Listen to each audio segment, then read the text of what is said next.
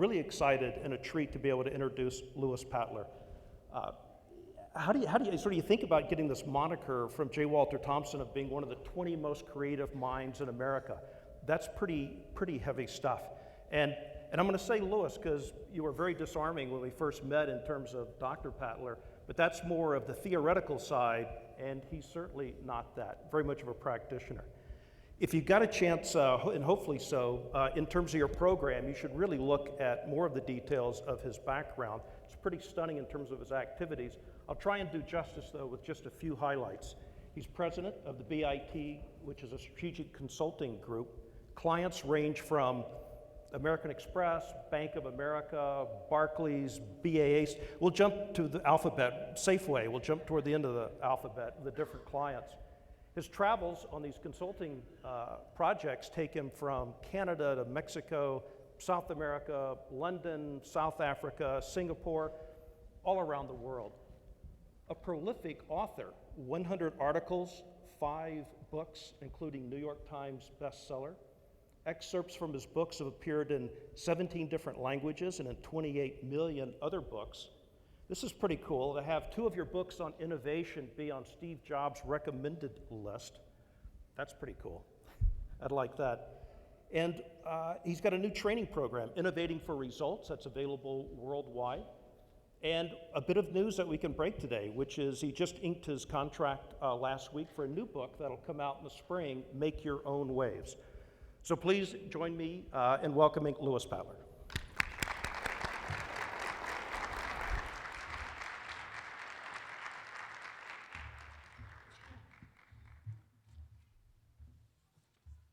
Good afternoon, everybody. Anybody there? Good.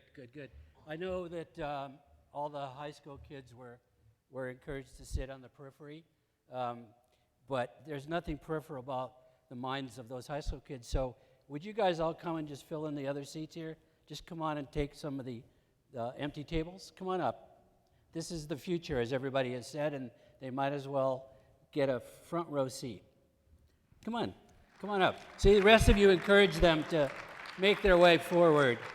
And also, all of you who are recruiters can take a peek at who they are and where they're sitting.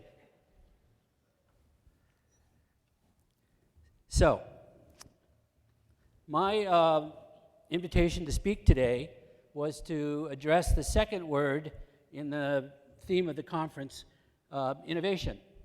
So, digital innovation, serving agile business as the theme. I get to be the guy that talks to you about innovation. In part, I think I was asked to do that because I was here in June to speak to the Elevate CEO Forum, and I'm one of the few people on the planet who, for about 20 or more years, has been researching innovators and innovation and how they actually do innovation as opposed to focusing on the end results or the entrepreneurial side of innovation. So what I'm going to do today is I'm going to talk a little bit about clearing the air about what innovation is and isn't, then give you a little glimpse into the state of the art right now as far as I can tell from my experience, my consulting, my research on innovation. And then I want to share with you what some of the typical reactions amongst most of the employees and startups of the world are to opportunities to innovate, and turn to a look at the data. Imagine that data on innovation, and the sort of the 5 key takeaways that I've gleaned over the last 20 years or so, several of which surprised me. And then I want to close by talking about the barriers to innovation. I want to talk about hiring for innovation, and lastly about leading innovation. And obviously with that many topics, I'll be moving fairly quickly. This slide deck that you're going to see will be available to all of you.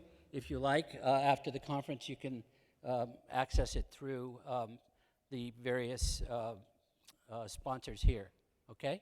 So I know some of you before were taking photographs of different slides. Don't worry about that. It's there for you. Okay? So, here we go. where do I point this guy? There it is, okay? So for starters, our data corresponds, this is actually from a recent McKinsey study,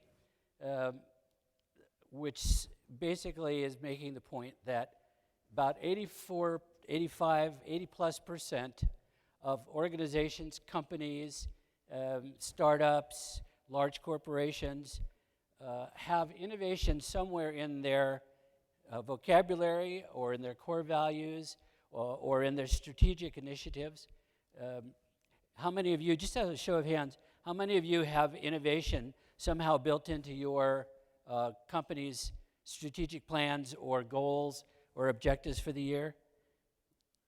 Most of you do, okay? The more interesting statistic to me is that less than 20%, in this case 16%, do anything about it.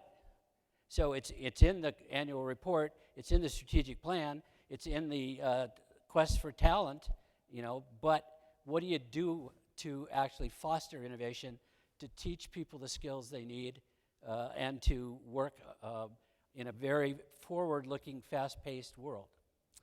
So, unfortunately, the dictionary definition of innovation isn't much help. The dictionary definition of innovation is the action or process of innovating. Was that helpful? Yeah? Okay. What is important there is the word process. So there are skills, there are mindsets, and there are tool sets that can be utilized to learn how to be innovative and to be innovative more often. I will tell you, because I come from the Bay Area, that venture capital these days is looking not for the single bright idea or new product. They're looking for a team that can sustain and replicate and produce more than one widget or more than one thing. So learning a process of innovation is extremely important. To which I would add, from our research, the most important differentiator for innovation is to look at it in this way. Several of the speakers today have alluded to this. I just want to reinforce it, that the data we've been collecting says that innovation can also be understood as creative problem solving.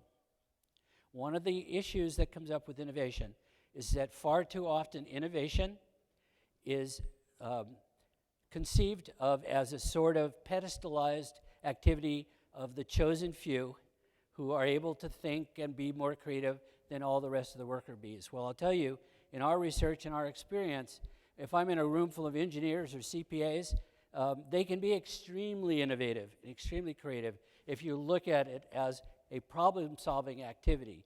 And when you do look at it that way, that's why I called this talk, Innovation is Everybody's Everyday Job. It's not something for the chosen few. Everybody in this room, I will bet you, over the last 30 days has done one or more things quite innovatively, quite successfully, quite creatively. All right, so let me talk about the state of the art. Right now, just to give you three of several possible things to check out in your spare time, some of the most creative and interesting things in the world of innovation being done right now can be found in these three locations. Apple, of course, always gets a lot of press. In particular, though, look at the things about the stealth, smaller group within Apple, their R&D team, headed up by Johnny Ives. Some very interesting things going on there. You can't find a lot about it, but you can find some things these days increasingly that you may find of interest. They're particularly good at transformation, I call it. And that is to say, with design elements that are built in, their objective is to transform via simplicity. Their objective in innovation is to simplify rather than make something more complex. They can take a complex problem and solve it in a more simple way. Okay? Stanford University is their D school. We were just talking a minute ago that one of your colleagues here has just come back from visiting. The D school is something for all of you to check out as well. Started less than 10 years ago as an adjunct or offshoot of the architecture school. It's a very good place to look if you are interested in prototyping, which is one of the core elements in anybody's innovation process. We don't have time to go into all of these, but I do want to talk a little bit about what's going on at MIT's Media Lab that you might find of interest. How many of you, just show of hands, another audience participation moment, how many of you have heard of 3D printing? All right, by now, almost everybody. 3-4 years ago, you would not see a single hand go up except on a rare occasion. So I'm going to take you through what's going on at the Media Lab and their partners. And I want to talk about what I call 4D printing and 5D printing, just to give you a sense of where things are heading. So in the realm of 3D printing, it has evolved in incredible ways. So here, all kinds of products and designs are now able to be customized to the individual, to a single shopper, to a single buyer. So in this case, for example, I just picked 3. If you Google 3D printing, you can find pages and pages. So you have a bicycle frame that is a sort of honeycomb cobweb. It's also a built-in shock absorber. It weighs nothing, and it's sturdier than a solid aluminum frame. You've got Nike that's experimenting with the 3D printing, in this case, of football cleats. I know Arkansas is a big football town, so I picked that one accordingly. Thirdly, that's a cast for a broken wrist that you see up there on the far right. Honeycombed again, able to be washed. Some of them are made to be snapped on and off, made just for your body by virtue of having 3D printing available. But what is 4D printing? 4D printing is where you add intelligence into the raw materials.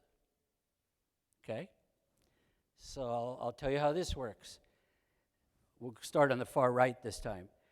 These are 3D printed caps to jars, which can have a built-in USB port such that you can provide the purchaser with incredible amounts of information about your product, its lifespan, how to use it, recipes, et cetera, all can be coded into the caps of the various containers.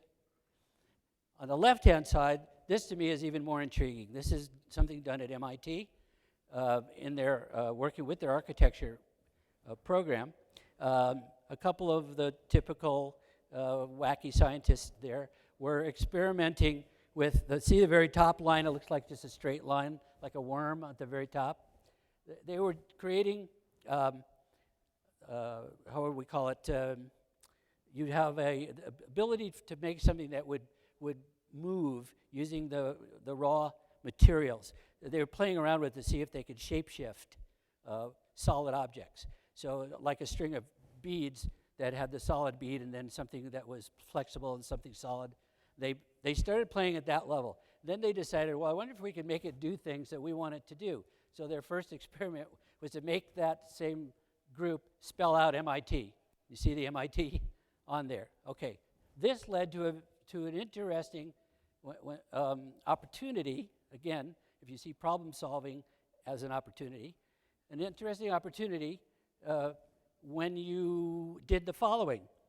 They worked with some architects, and they have developed a PVC pipe that is 3D printed. It's infused with sensors and flexors so that you can bury the pipe. I can't make this stuff up, right? You can bury the pipe, and as tree limbs approach it, it will shapeshift. As pressure increases, it can expand or contract. And the other applications of that basic technology and notion about adding intelligence to raw materials constitutes what I'm calling 4D printing. 5D printing. Here we add not only intelligence, not only raw materials, but here we're adding bioengineering. What you see on the left is the first series of 3D printed human kidneys. 80% of the requests for organ donations worldwide are requests for kidneys. Using a patient's own cells and newer technologies, the ability exists to create human kidneys from the body, made from the raw materials in the body of the recipient. You follow that? You can imagine other organs down the road are going to be produced as well. So when you talk about supply chain, at some point we're going to be talking about ordering veins and other bodily organs as we age or get injured or the like. That's what I'm referring to as 5D printing. Now, I've held out what I think this week is my favorite for last. In the upper right, let me describe what that is, and then I'm going to show you a little video. In our training programs, Innovating for Results, that was mentioned to you, and it's these little posters that are little coasters that are at your table. You can put your coffee cups and drinks on them as well. We have a training program, and one of the things in which what we do in the program is we have something I call the Yellow Pages game. This is a way of forcing people to deal with serendipity and come up with ideas that they wouldn't otherwise necessarily be able to figure out on their own. So the Yellow Pages game works like this. A good old-fashioned phone book of Yellow Pages has to be Yellow Pages. You get 3 people around the table to open the Yellow Pages book anywhere. Doesn't matter. So let's say the first thing they opened it up to was video gaming, and the second one is oncology, and the third is pest control.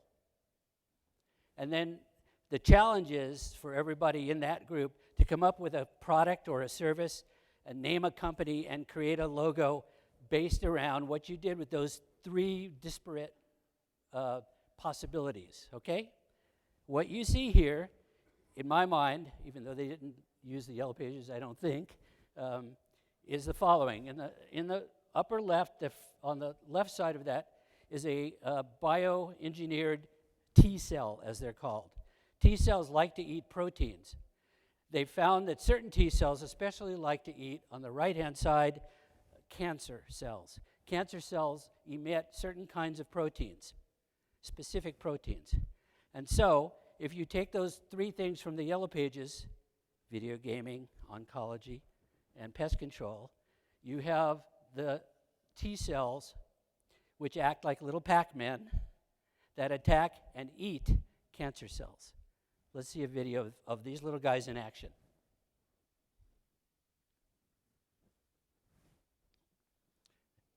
The big shark-like creatures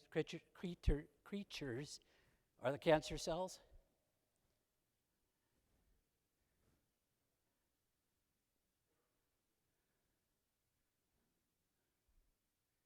This is in real time, so this is over a period of about 30 seconds. They're devouring the cancer cells.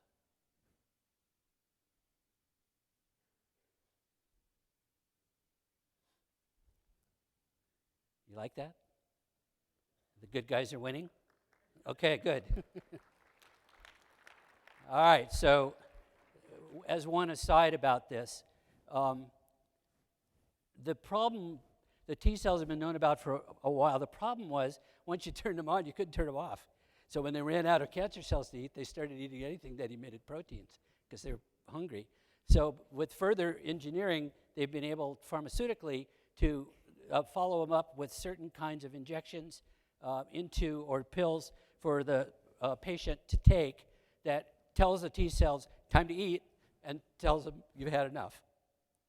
So it's now become a combination of 3D printing and 4D printing and 5D printing and pharmacology and so on, all working together.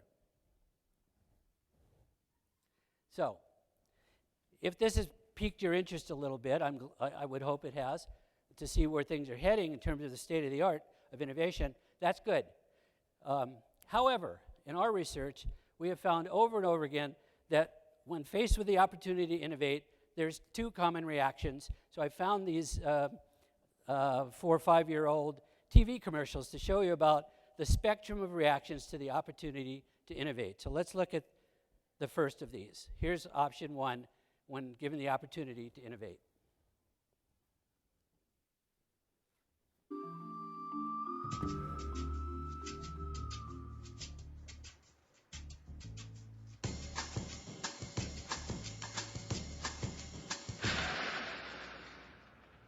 Whoa, that's not good. Oh, I don't need this. I'm already late. Somebody will come. Anybody out there? Do you have a phone? No. Sorry. Somebody! Hello?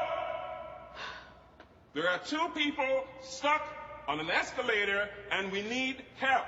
Now, would somebody please do something? Help!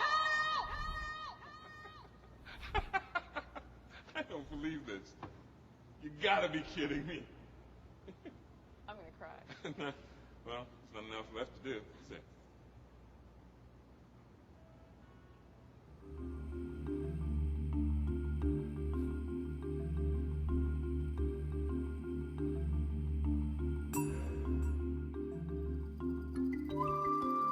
All right, so any of you ever been in that situation in hindsight? You had a chance to do something and you feel almost foolish that you didn't recognize the opportunity that actually was there. So that's one option where you get kind of catatonic, you freeze, you can't figure out what to do. All right? On the other side of the spectrum, we have this.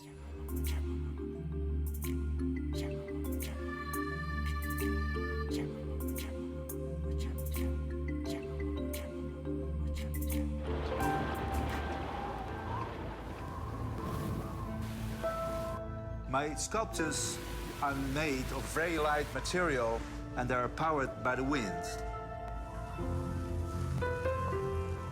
A part of me is an engineer who wants to map the progress of mobility. And always I strive to push the boundaries of what we know and what seems possible to us at this moment in time. The walls between art and engineering exist only in our minds. And only a few have the imagination to see beyond them.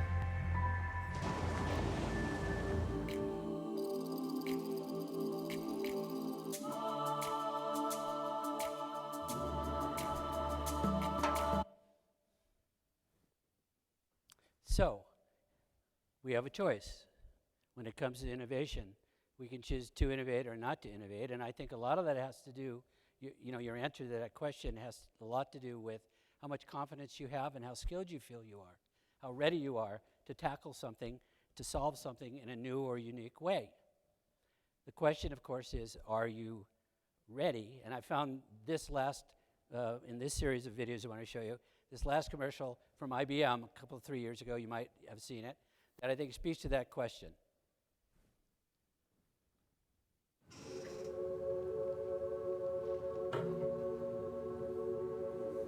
What are you guys doing? We're ideating. ID what? Ideating. What's that? Coming up with new ideas. Why don't you just call it that? This is different. We need to rethink the way we do things. Structure. Process. We need to innovate. How? We haven't ideated that yet. Good luck. Thanks.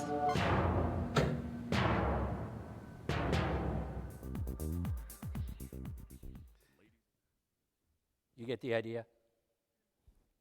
So, innovation is everybody's everyday job, and what that means is that you have to be able to flip a little toggle switch in your mind. I had a Spanish teacher, and he used to say, what you guys all need to do is you need to learn to flip the tortilla. And by which he meant, if you've been looking at something one way all your life, there will come moments where you have to turn that tortilla upside down and see what's on the other side. I have 5 children, and I remember in each case when I first took them snorkeling, and all their life, all they had seen was what was above the water. And then they took this first look under the water, and it was like a completely new world was open to them that they did not know existed. The same is true with innovation. With just a little bit of a change of focus and perspective, you can put yourself in a position to be able to look at things differently. And I will tell you one thing, and some of you may disagree with me on this, but from our research, the last thing you want to do if you want to be better at innovation is to spend too much time studying the game-changing products, as they're called. Those are few and far between. And only hindsight designates from the marketplace and the economic historians what were the game changers and what weren't. You're much better served if you look at innovation as everybody's everyday job and you put the energy and focus on that, and time will tell whether it pans out or not. But it comes with skill and experience and a lot of hard work.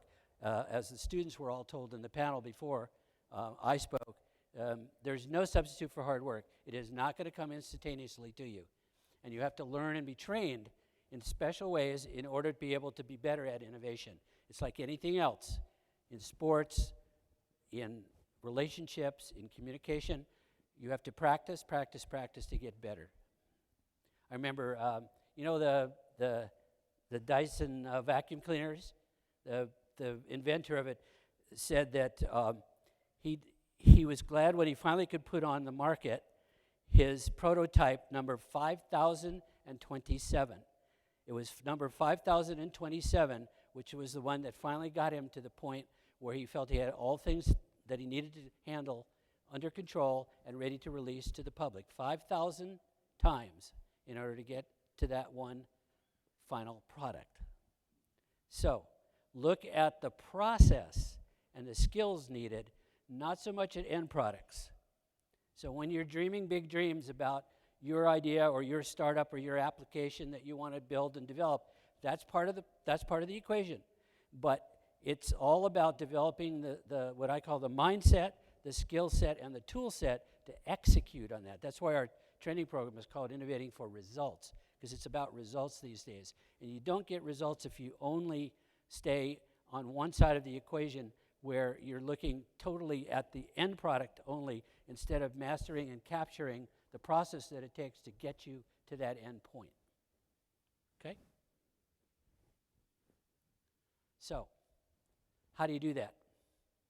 Well, in our research, we found out early on that it's better if you focus on innovators, the people who did the innovation and how they went about doing it.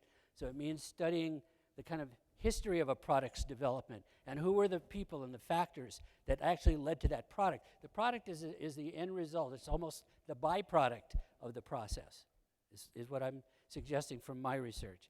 If you look at innovators rather than innovations, you're probably in a better position to move forward when it comes to innovation in general. So we've been studying this a long time. So there's the data I just want to briefly, because some of you are data nerds like I am.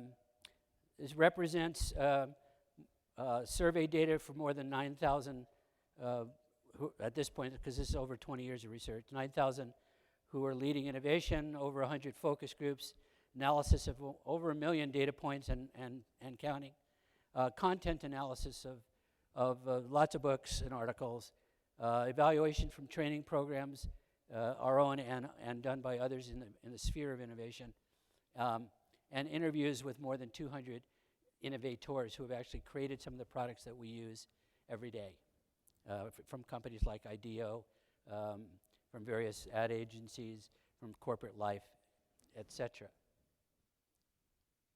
So here's 5 of the findings that we have. I'm going to go through them very, very briefly. First, I'll read them all, and then we're going to come back and look at them one at a time. First, innovators follow unconventional wisdom. By this is meant that you can't trust the prevailing conventional wisdom when it comes to innovation. For example, how many of you have heard the term, if it ain't broke, don't fix it? Ever heard that term? Okay. Would you like to fly on an airline whose motto was, if it ain't broke, don't fix it? Probably not. My first book, the one that was the New York Times bestseller, was entitled, If It Ain't Broke, Break It. And the reason should be obvious given my bias, which is that if you have to be ahead of the curve in order to be at all plausibly capable of being successful these days. So, innovators follow unconventional wisdom. Secondly, they see change as an ally. They make partnerships with the whole idea of change. Thirdly, they invent solutions. They don't rely on pre-existing solutions. They take smart risks.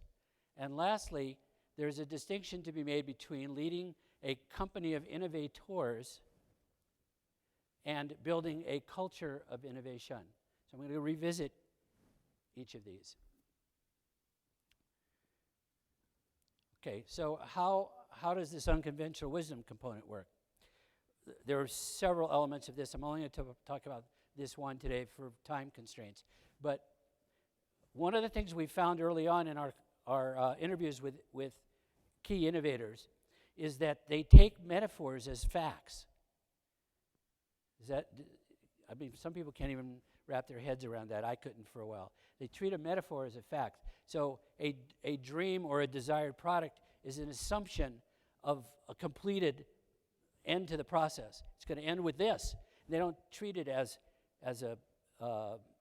something of speculation. It's just a given.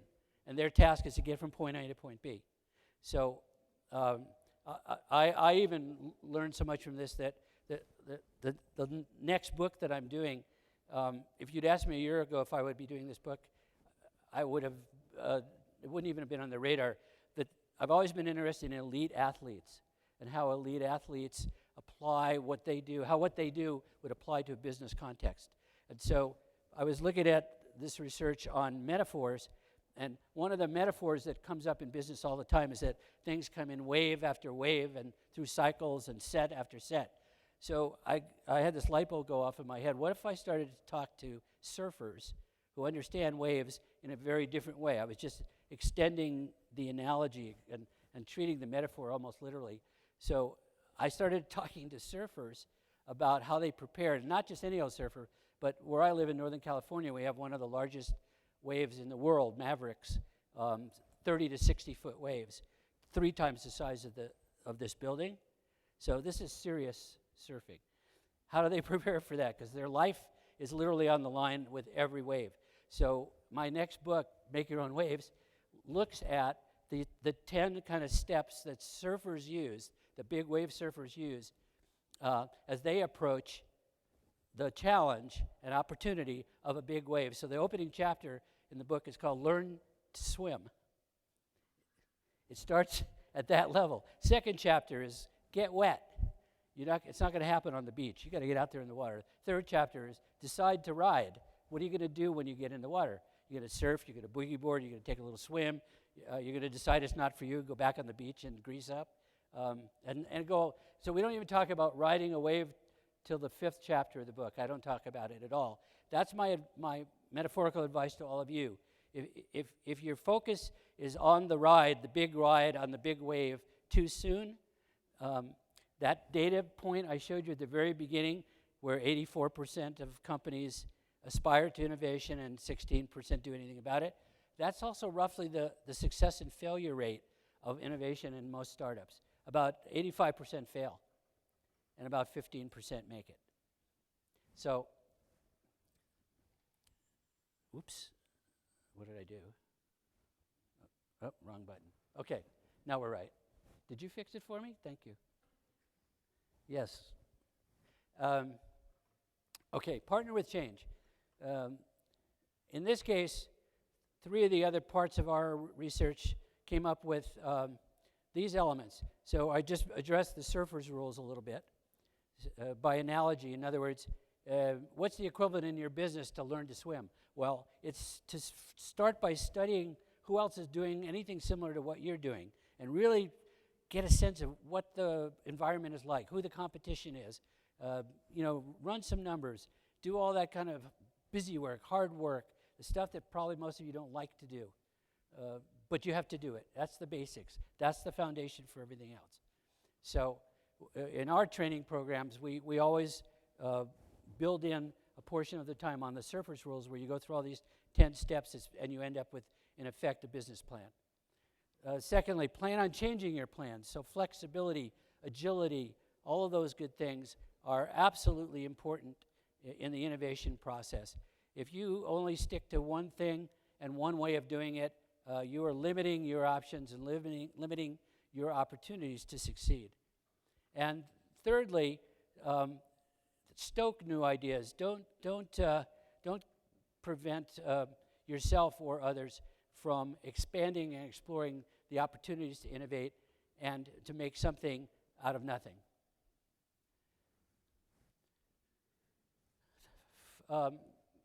Thirdly, it's very important to think like a beginner. This is under the heading of inventing a solution.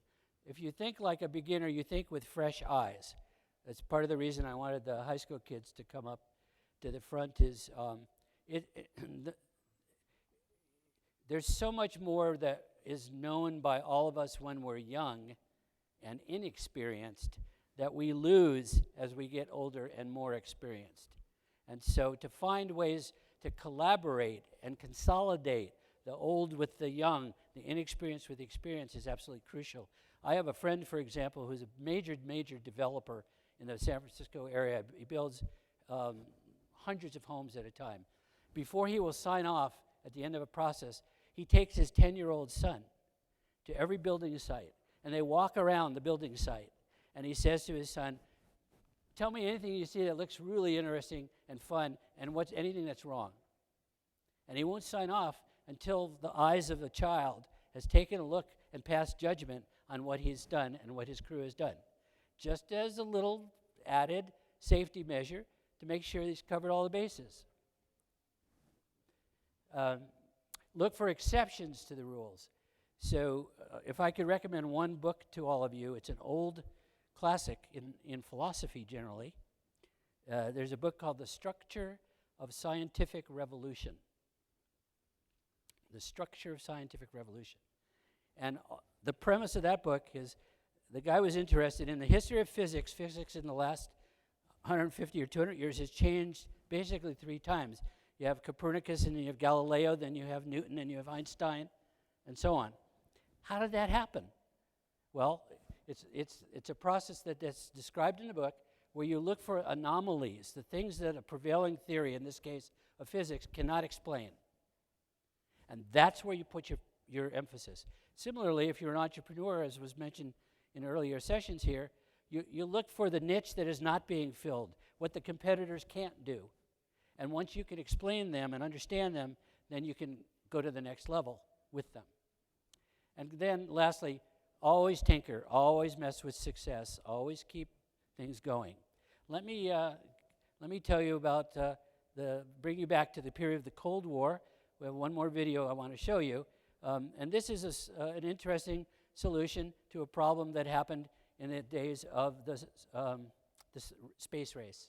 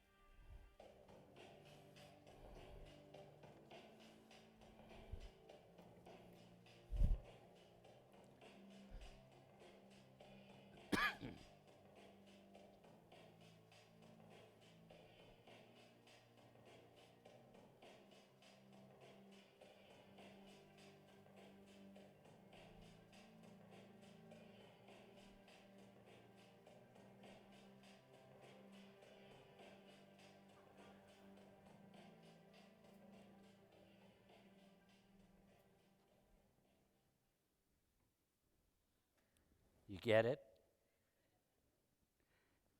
Sometimes the obvious solutions are the most difficult to accept.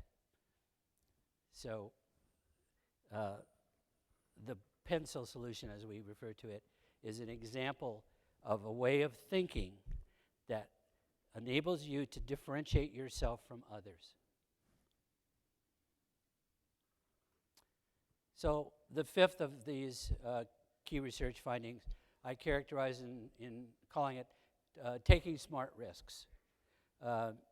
Obviously, everybody has talked about, and any of you have any experience in the whole area of innovation, product development, etc. You want to minimize your risks. You want to keep your costs down. You want to do all those good things. One of the key things about innovators, and again, I've been studying innovators for many, many years, is they're extremely good at taking calculated, smart risks. So, how do they do that? Well, these are three of the elements that we've found. One is they leverage their strengths. If you're good at innovation, and it's probably true in other things in life, you're somebody who knows very well what your strengths are.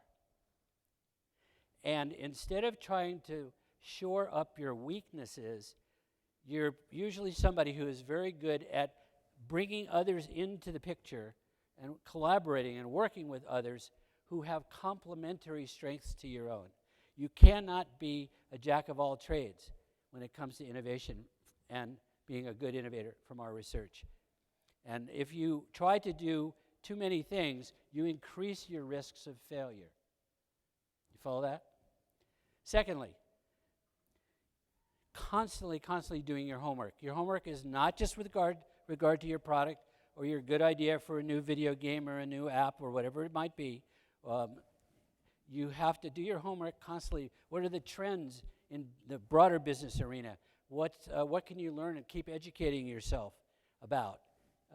Who else might you partner with? What's your network like? All these things are part of doing your homework.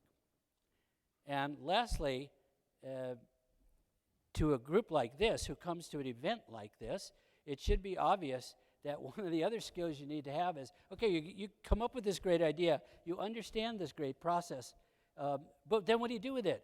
Well, at some point you have to figure out how are you going to sell your idea, sell your product, sell your service. So I know in our training programs, we always have a portion where we have the people develop a sales pitch, a 30-second pitch, or a 3-minute, as if they're going to approach a venture capital firm or an investor, or a banker, so that you have an idea of what you're going to face and how you can simplify and articulate what it is you're trying to accomplish with your business.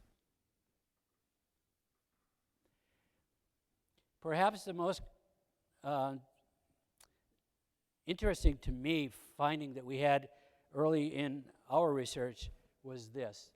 There is a difference between a company of innovators and a culture of innovation. So much time is spent, especially in the large corporate world these days, talking about building a culture of innovation within our university, within our company, within our corporate structure. That's an abstraction. In our research, it's a very simple relationship. The more people in your company who are skilled at and see themselves as innovators, the more likely it is that you're going to have a culture of innovation. Because if you look around at the world you've lived in or companies you've worked in before, think of it as flipping the tortilla. If you look at a company that was clueless about innovation, right? It's largely filled with people who are clueless about innovation. So the reverse is true.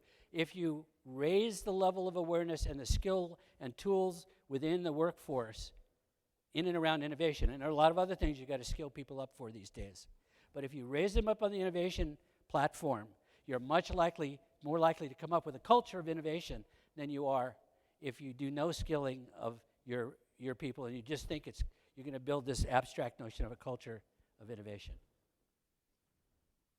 So that little coaster you have has all of these elements in it in fine print, which only the high school kids are capable of reading because their eyes are really good. But that's just to give you a sense of why, and the reason we did it in a wheel is because in our research, we found that you can start anywhere. It's not like a step-by-step process. You can enter at any point, but it usually involves those three things: prototyping, iterating or tinkering or messing with, and transforming, usually by simplifying.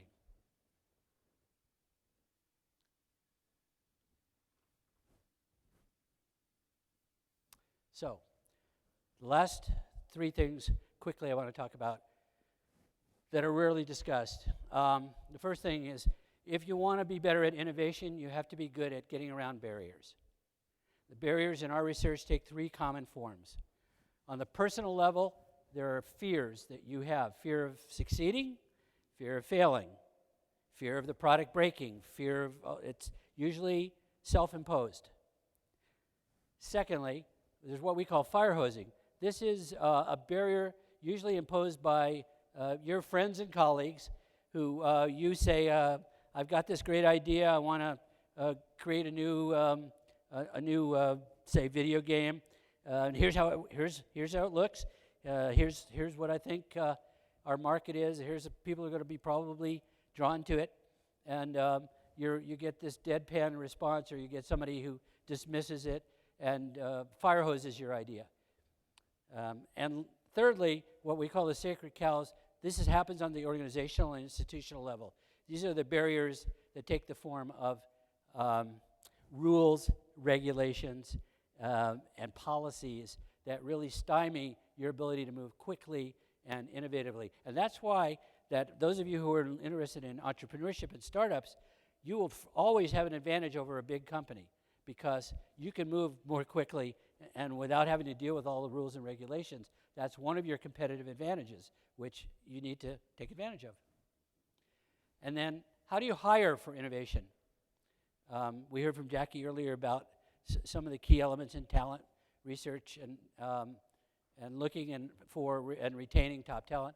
From our research, there are three kind of amorphous traits that are actually comprise the basic temperament and skills of somebody who is innovative. So if you're looking at any level in the organization, you're looking for somebody who has fresh ideas and fresh eyes. And again, it's something that you can ask in an interview process, and it's not restricted to the workplace or your educational background. What have you done in the last month or year that you would consider to be kind of a fresh idea that you've come up with? I don't care where it's from. You ask that of a prospective employee. Secondly, they have to be able to trust in collaboration. I mean, really believe in it. Be able to let go and to be able to build in people into their team to come work with them who are good at collaboration.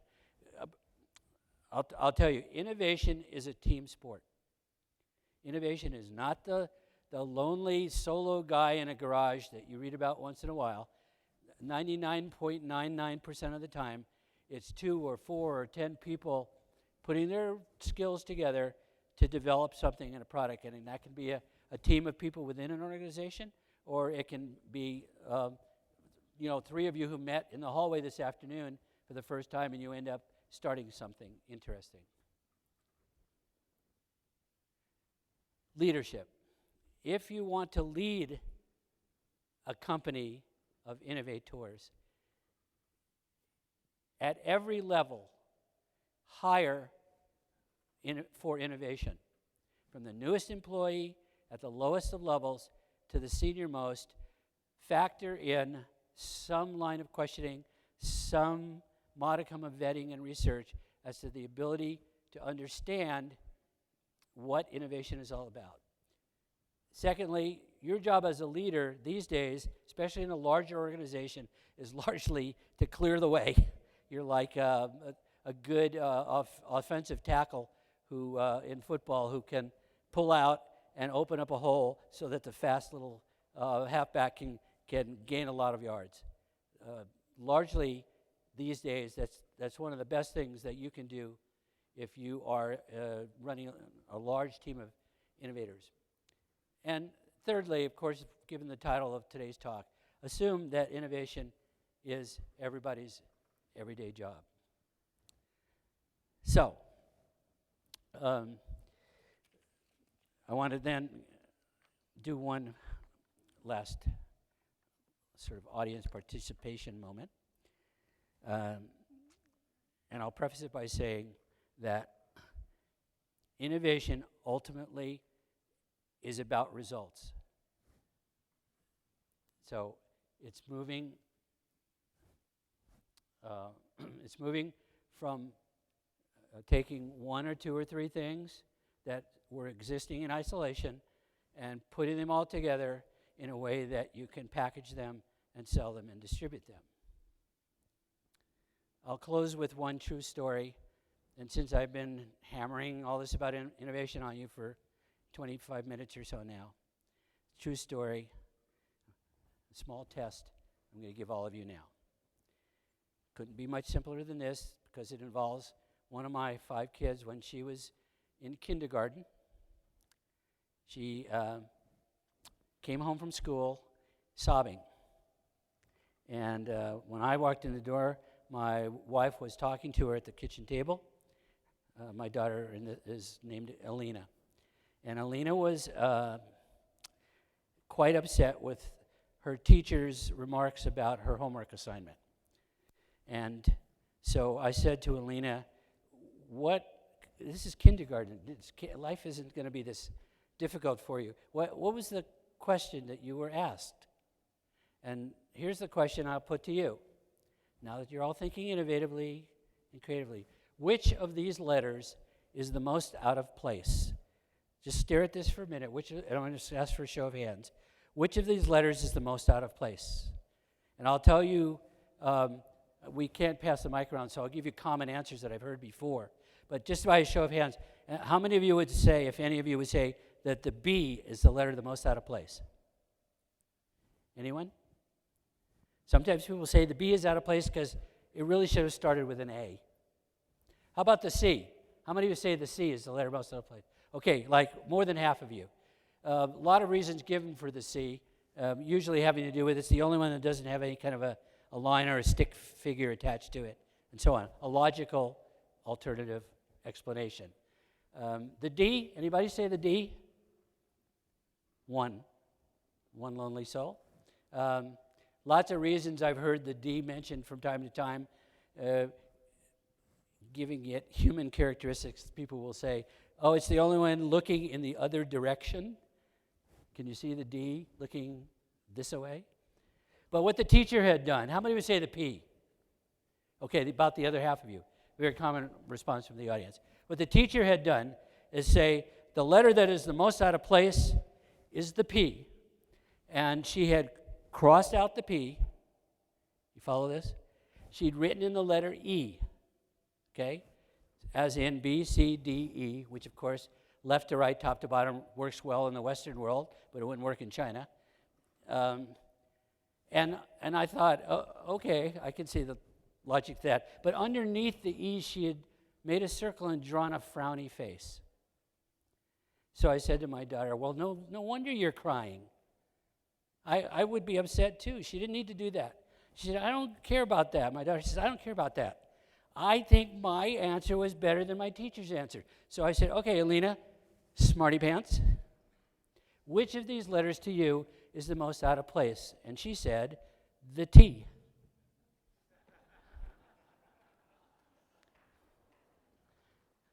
Can you see the T? I have had audiences that, even when I say it, they can't see a T anywhere there. Just out of curiosity, just high school kids alone, just a poll of the high school kids. How many of you of the high school kids saw the T? Look, like 8 or 10 hands are going up over there as far as I can tell. And even more over here. Okay, this is very common and it's a lesson to be learned. When you have fresh eyes, when you don't have all that baggage, you have a lot easier time sometimes seeing the T. And so what I will say to you is, as you go forward from here, today and in the weeks to come, this is what I challenge you with doing. Find the T in everything you do. It's right in front of you often. It's the simpler, better solution, and I think it will be something that will benefit all of you and make you better at innovation. Thank you very much.